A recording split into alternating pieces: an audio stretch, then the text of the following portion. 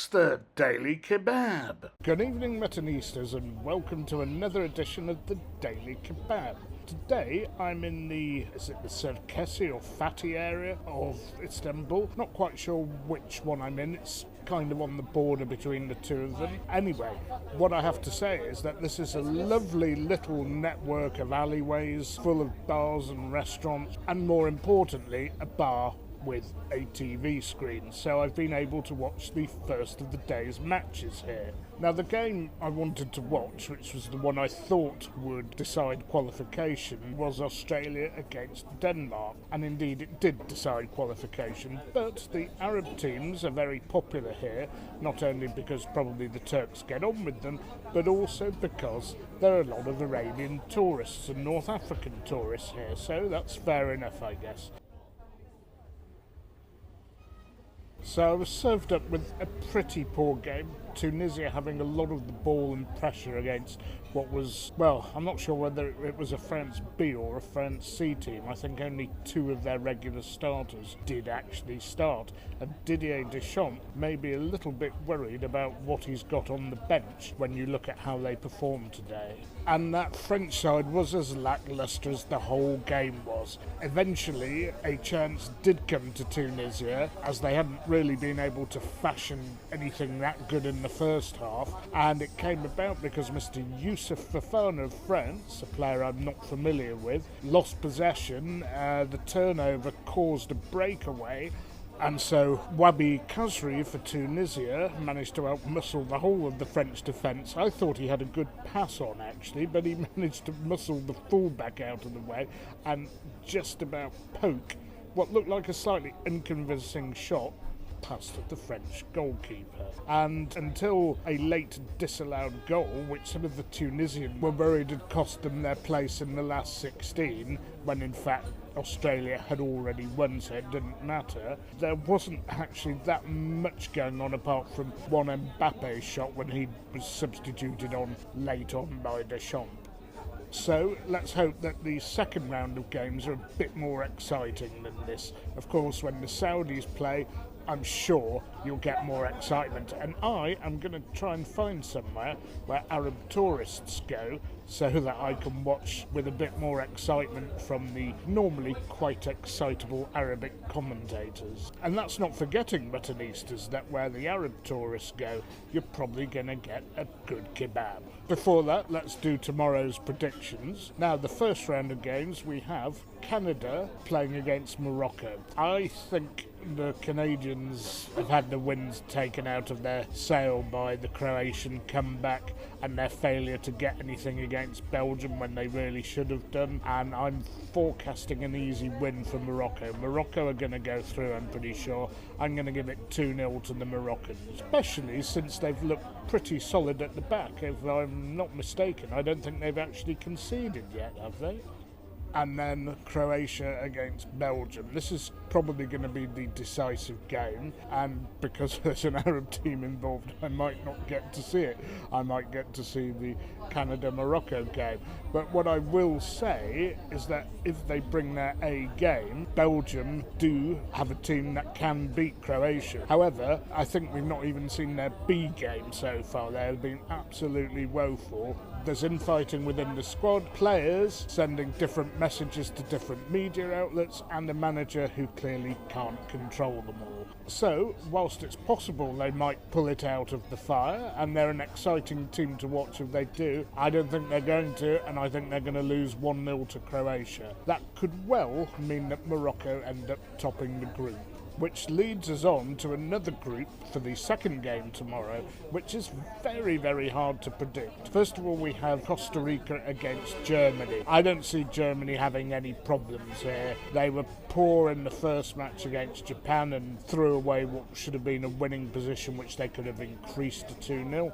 They were a bit lucky to get away with a 1-1 draw with Spain. Spain messed up the handling of the end of the game, but it leaves them in with a chance, although even a loss would have left them in with a chance. And if they get enough goals against Costa Rica, I think they're going to go through. I think they're going to beat Costa Rica 3-0. And Costa Rica's XG from the first few games, which is expected goals, was 0.00 against Spain and 0.15 against Japan. How they're on 3 points and still in the competition, I have no idea. And the reason why I think that will be enough for Germany is because I think in the second game, Spain will beat Japan.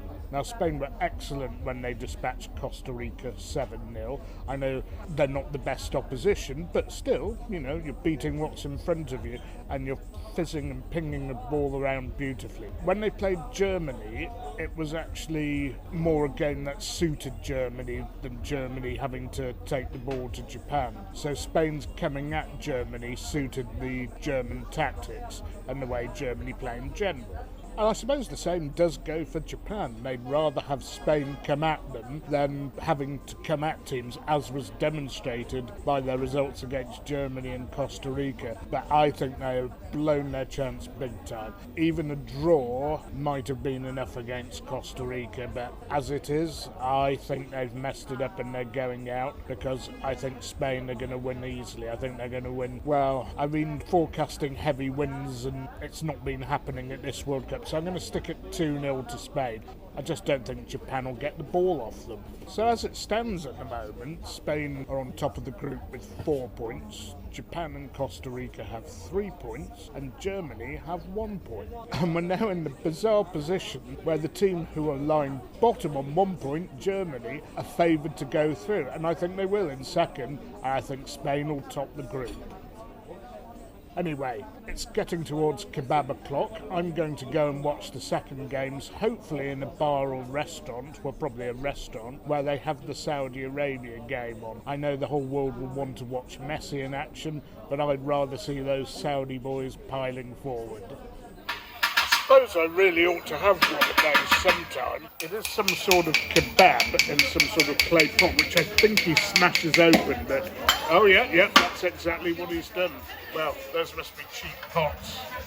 So, an eventful period in between matches went to a coffee shop called Gloria Jeans, and unfortunately I ended up having to pay twice there because the machine was showing some part of the receipt missing because their printer had run out of ink or something.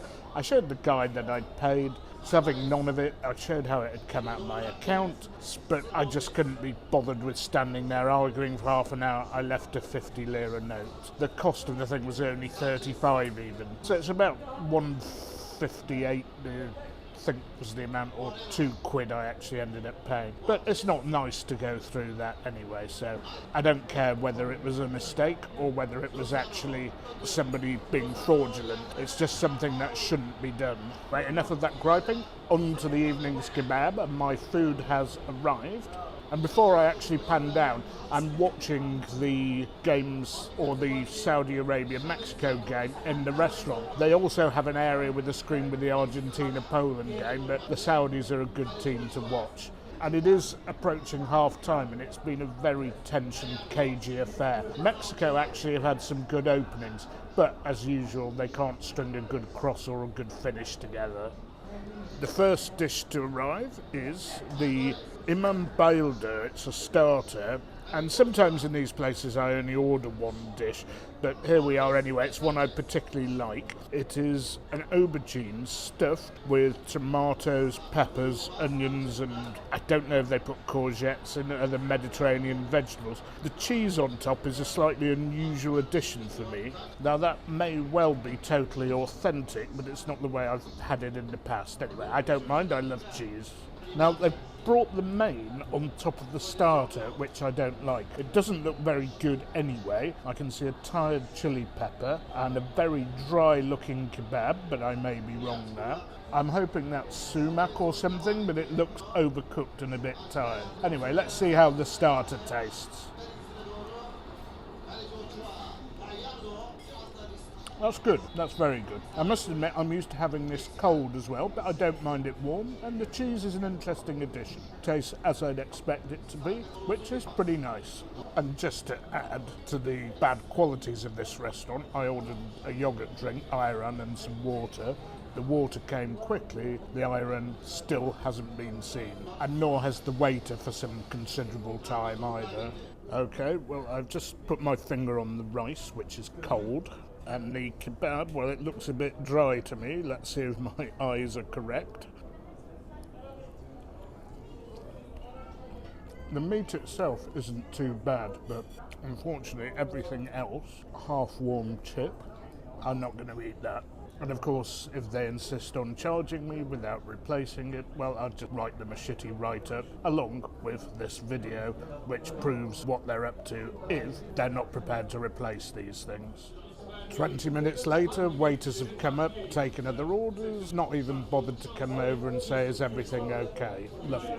So, there we are. The waiter came and just asked me whether I'd finished and wondered why there was a plate of food that was 98% untouched in front of him. Very, very poor level of service, and basically they should not be serving up food like that. It's a pity because it's a well-located restaurant with a very plush interior. However, that's unacceptable. If the customer doesn't like it, you should ask whether everything's okay and whether you're enjoying the meal. That never happened. That's very rare, very rare. I mean, the interior is very plush here and the location is very good, but I haven't shouted or argued. In fact, I haven't said anything to them, but to just plonk the bill down and not ask whether I wanted tea, coffee, dessert or anything like that, when there are other people they're just starting to serve, is pretty much unacceptable, especially when they have people hustling outside telling you how wonderful everything is in here. Anyway, not the first time this has happened, not the last time it'll happen. It's just that it's the first time I've put it on video because I usually don't bother reviewing if the food or the service is bad. As for tonight's games, well, I was watching the Saudi Arabia-Mexico game and the Saudis seem to have run out of steam and ideas tonight. Mexico finally managed to find their shooting boots. I think had Mexico gone through, they would have lost to whoever they'd met in the next round. Although I believe Mexico do have a habit of often getting to the last 16 and then losing. But because Argentina were winning 2-0, and it seems that Poland and Mexico then had identical records, it then bizarrely came down to the disciplinary record. I was wondering whether any bookings for Poland were going to cause the position to shift, but in the end it didn't matter because Mexico, who needed a goal to get through, ended up conceding late to the Saudis, and Mexico had some good chances as well. Just that cutting edge up front, it just isn't there for Mexico. I didn't see the other game, I just know the score.